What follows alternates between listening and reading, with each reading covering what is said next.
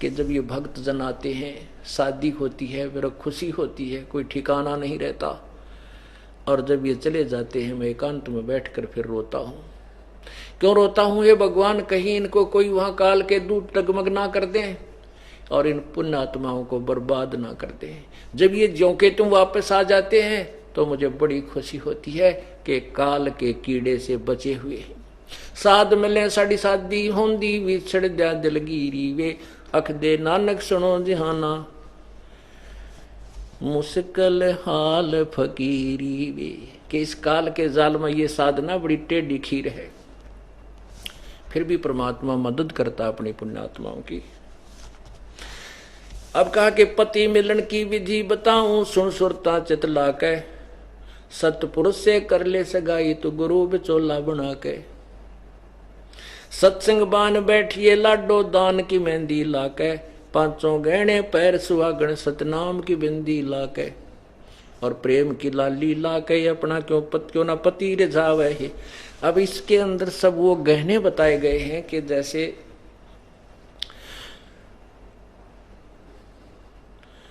उस पूर्ण परमात्मा से, अविनाशी भगवान से अपना नाता जोड़, और तेरी सगाई करवाने वाला मीडियोकर बिचौला गुरु है। आत्मा से परमात्मा का संयोग, परमात्मा से आत्मा का संबंध कराने वाला गुरु जी होते हैं, और उस सतगुरु से बिचौला बना के आप उसकी परमात्मा से सगाई करा ले। और जैसे बान बैठा करें, इधर रोहतक जिले में विशेषकर, वैसे तो तकरीबन सभी जगह था, वहां कैसे बैठा करते, 7 दिन उस लड़के या लड़की ने अंदर रखा करते, बाहर भी नहीं जान देते थे, उड़ा नवाते हैं, और फिर उसका मटना मसलते, उसने गोरा का, क्योंकि साबुन सुबुन तो थे को ना पुराने समय में, ये देसी औषधियाँ हल्दी हल्दी बना के उसको सारा शरीर पर लिपे रखते, तेल ताल लानते, ताकि 5-7 दिन इनको बंद रखो कमरे में, ये थोड़ा गोरे चमके, क्यों धंधा करके काला सावला रंग हो जाता था। तो यहाँ कहते हैं इस अपने रूप को निखारने के लिए, उसके लिए क्या करे कि सत्संग बान बैठिए लाडो दान की मेहंदी ला गए। इस सत्संग रूपी, सत्संग सुनने से आपका वो तेल सा चढ़ेगा, अर्थात आपका रूप निखरेगा, रोजाना नई नई उमंग होंगी, परमात्मा के ज्ञान से आपके अंतःकरण में अंधेरा हटेगा, और चांदना सा आपका निखार आत्मा में आता जाएगा। और हाथों पर ये लाल पीले हाथ करने से कोई लाभ नहीं होगा, मेहंदी लगाने से। दान रूपी मेहंदी, अर्थात दान करे इन हाथों से, ये तेरी वास्तविक मेहंदी है। शील संतोष विवेक अक्षमा, ये 500 गहने पैर सुहागण, फिर सतनाम की बिंदी लाके है। अब बहन बेटियां बिंदी लगाती हैं कि सुंदर लगती हैं, तो परमात्मा कहते हैं अगर सतनाम की बिंदी तेरे पास है तो परमात्मा ने अच्छी लगेगी, नहीं तो यूजलेस काल के जाल में रह जाएगी। और प्रेम की लाली ला के अपना क्यों ना पति रिझावे है। अब क्या बताया है कि जैसे सूरज के आगे बदरा ऐसे कर्म छयारे, प्रेम की पवन करे चित मंजन झलके तेज नयारे।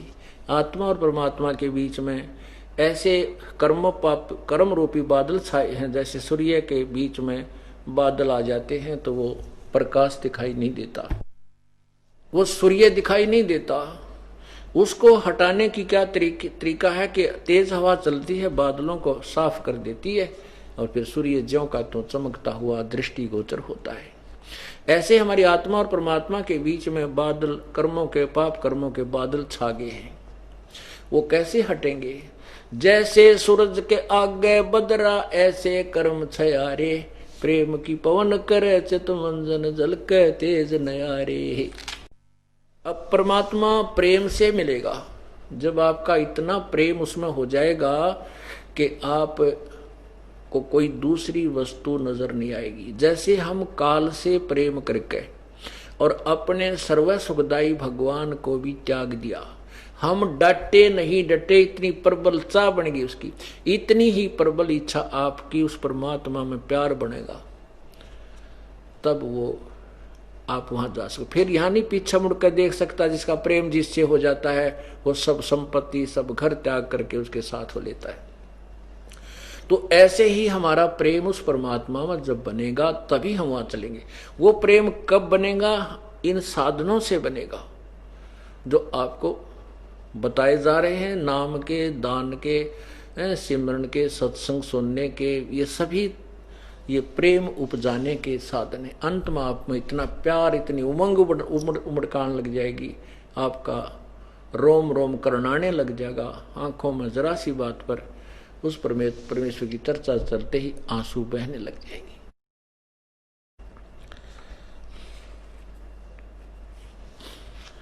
तो क्या बताते हैं कि तब परमात्मा को कि इस जो आप लिपस्टिक लगाते हो ये तो नकली काम है, वास्तविक लिपस्टिक वो लगाओ उस प्यार वाली परमात्मा के प्रति आपका प्रेम उत्पन्न हो, तब भगवान ने तुम प्यारी लगेगी। आत्मा को समझा जा रहा है। जाप अजप्पा जप के अपना दहेज बना लिए, अनहद बाजा बाजन लागे तब खुशी मना लिए। अब लड़की जब प्रसन्न होती है कि ब्याह सगाई होती है, क्योंकि बरात आ गई ना आई, फिर बाजा बाजा, जब उसका विश्वास दृढ़ होता है कहाँ खुड़का दुड़का होने लग गया, बात बन गई। तो ऐसे ही परमात्मा इस आत्मा को कह रहे हैं कि तू ये श्वास, उस श्वास का जो जाप है अजप्पा जाप सतनाम का, इसको जप के अपने ये धन इकट्ठा कर ले। और फिर आपके यहां अंदर आवाजें आने लगेंगी।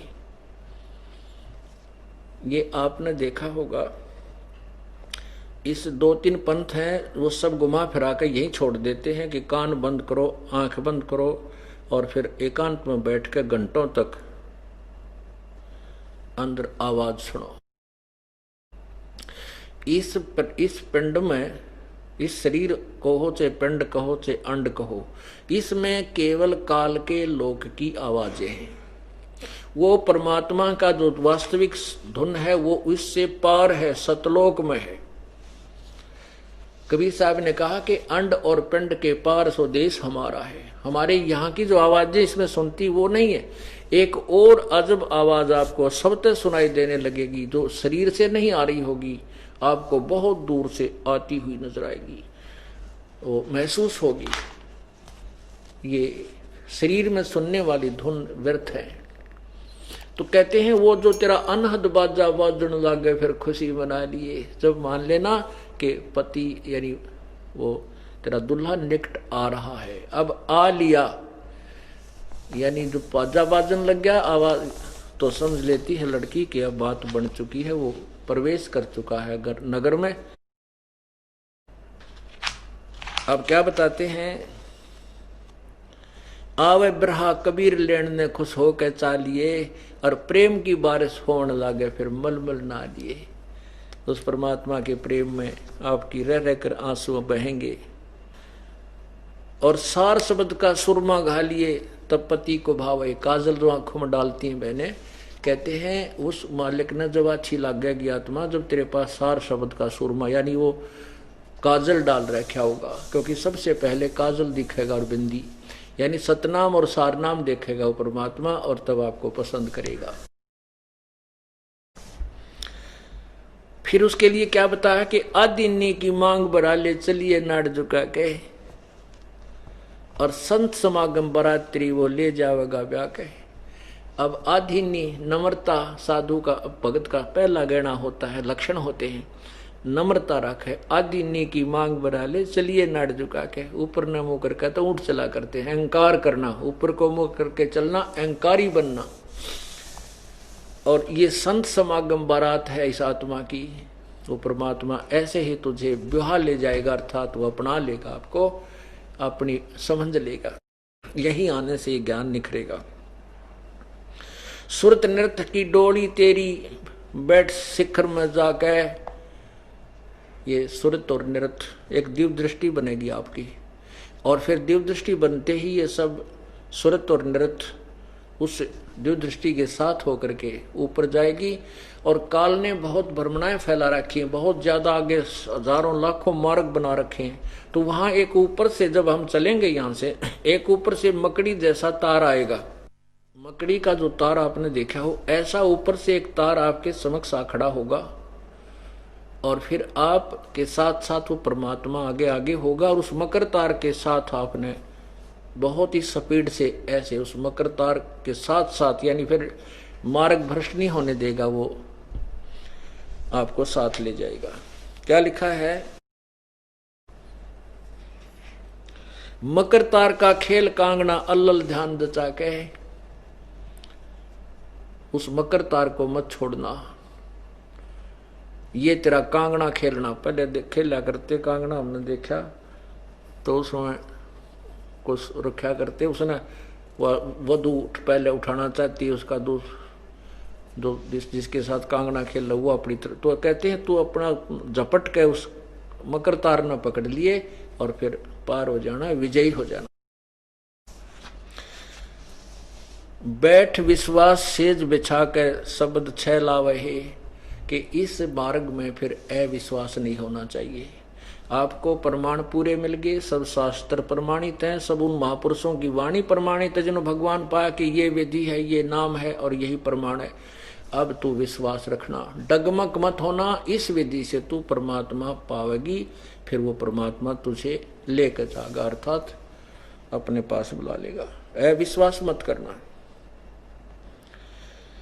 दिव्य दृष्टि से देख लिए तू अपने पति का सेरा, सुन शिखर में श्वेत महल है जहां तेरे पति का डेरा। इन त्रिलोकी यारों को भूल बावड़ी, इच्छा बीज भस्म हो तेरा। इन यहाँ के इन भगवानों से अपनी आस्था कति हटा ले, अब हट जाएगी। गीता जी अध्याय नंबर 2 के मंत्र नंबर 53 में स्पष्ट किया है कि अर्जुन, जब तेरा जिसमें तेरा मन नाना प्रकार के भ्रमित करने वाले शास्त्रों से हटकर, ज्ञान से हटकर एक तत्व ज्ञान पर आश्रित हो जाएगा, तब तो तू भक्त बनेगा। फिर लिखा है कि अर्जुन, जब जैसे बहुत बड़े जलाशय की प्राप्ति के उपरांत, बहुत बड़े जलाशय की प्राप्ति के उपरांत जिसमें उस छोटे जलाशय में जैसी आस्था रह जाती है,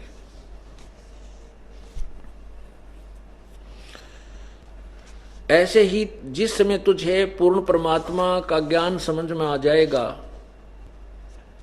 तो उस समय जब तुझे पूर्ण परमात्मा की महिमा का परिचय हो जाएगा, तत्व ज्ञान के आधार से जब तुझे ये ज्ञान हो जाएगा, तो उस समय पूर्ण परमात्मा की प्राप्ति यानी गुणों से परिचित हो जाने के बाद जो अन्य भगवान है, जो ब्रह्मा विष्णु महेश ब्रह्म पर ब्रह्म मैत्री, जो आस्था रह जाएगी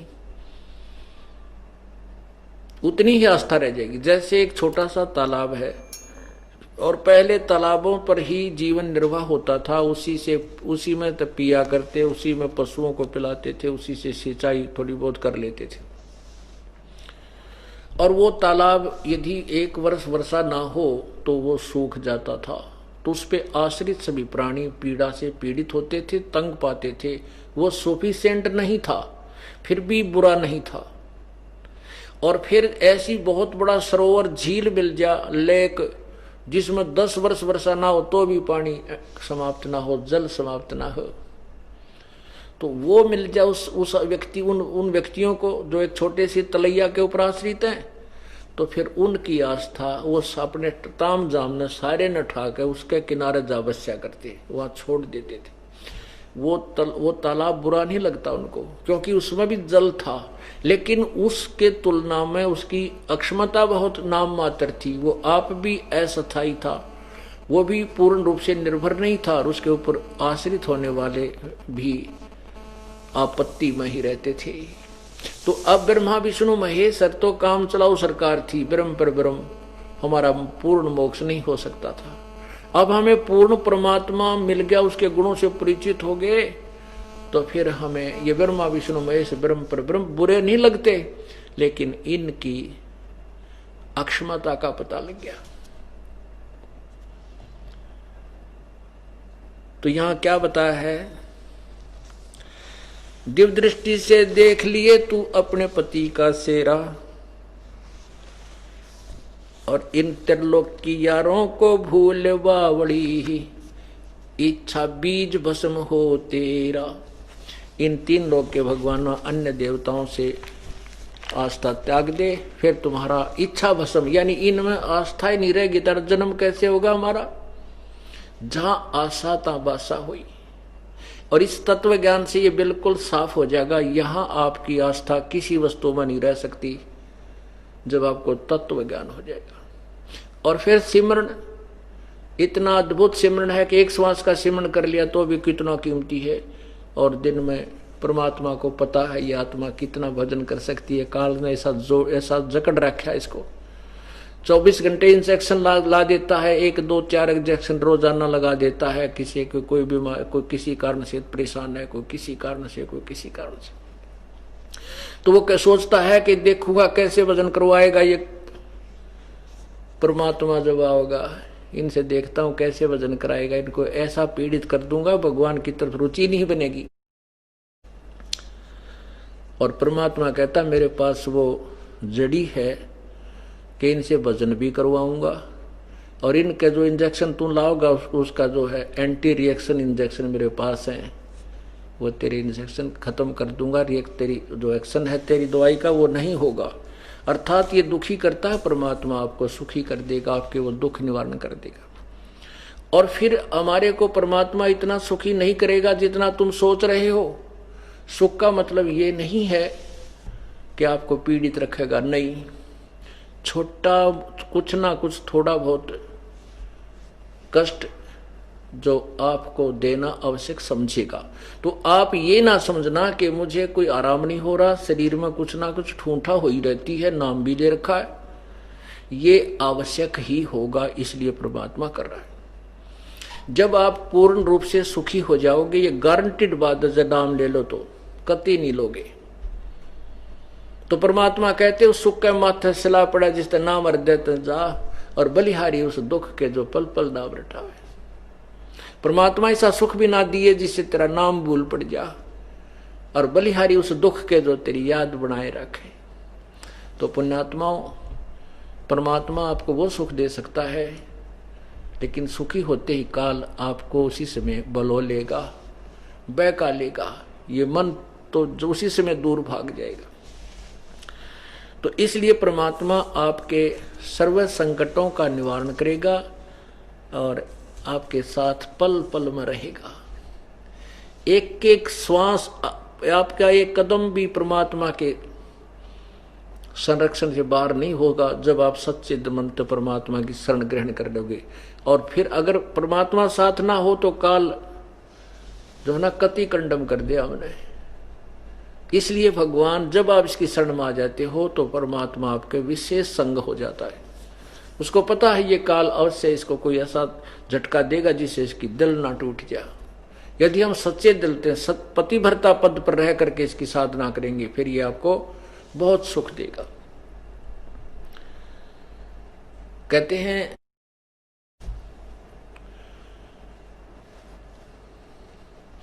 पतिव्रता जमी पर जो जो धर है पाँव, समर्थ झाड़ू देत है ना कांटा लग जावे।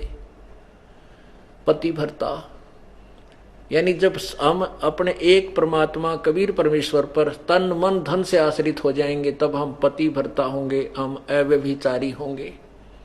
और फिर उस पतिव्रता पत्नी की यानी उस पतिव्रता आत्मा का परमात्मा कितना साथ देता है। उसके जीवन रूपी मार्ग में जितने भी पाप रूपी कांटे होते हैं उनको बुहारता चलता है। पतिव्रता जमी पर जो जो धर है पाँव, समर्थ झाड़ू देत है ना कांटा लग जावे। कि मेरी प्यारी आत्मा को इसके जीवन के सफर में कोई दुख ना आ जाए, या वो आगे से आगे तेरे पाप रूपी कांटों को साफ करता चलता है। आपको पता भी नहीं। आप तो एक आधी दुर्घटना ऐसी हो जाती है कि नो बिल्कुल पिन पॉइंट पर आपको बचाता, फिर आप धड़धड़ी सी बुंदा, ओह आज भगवान की शरण में ना होता तो नाश हो गया था। और उससे पहले आपको पता भी नहीं कितनी रक्षा आपकी कर दी उस परम पिता ने। एक आधा झटका तो इसलिए दे है तेरी आंख खुल जाए कि मैं ही तुझे रक्षा, तेरी रक्षा कर रहा हूं और सब कुछ मैं ही कर रहा हूं, ताकि इस भगवान में आपका और दृढ़ विश्वास बने। नहीं तो आपके ऊपर इतना भी कष्ट ना आने दो परमात्मा।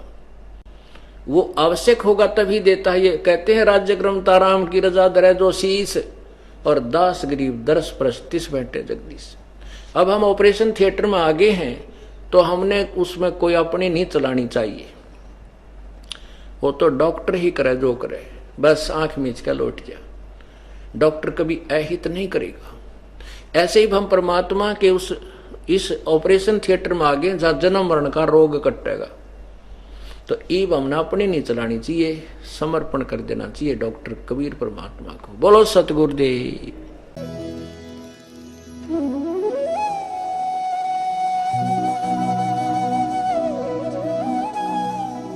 अगर आप ये वीडियो YouTube पर देख रहे हैं तो हमारे चैनल को सब्सक्राइब करें और बेल आइकन को दबाना ना भूलें। अगर आप Facebook पर ये वीडियो देख रहे हैं तो हमारे पेज को लाइक करें।